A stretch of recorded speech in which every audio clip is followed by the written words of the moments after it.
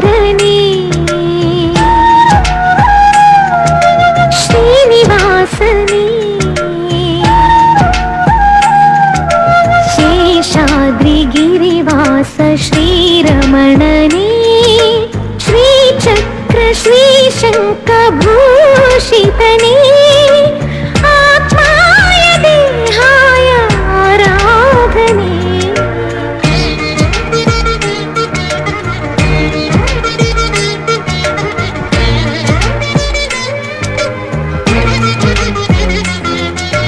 ಕರೆದರೆ ಬರುವ ಕಲಿಯುಗ ದೈವ ಪಾಪ ವಿನಾಶ ಲಕುಮಿಯ ಮನವ ಕಲುಕುತ್ತಲಿರುವ ಶ್ರೀ ವೆಂಕಟೇಶ ಭದ್ರಾ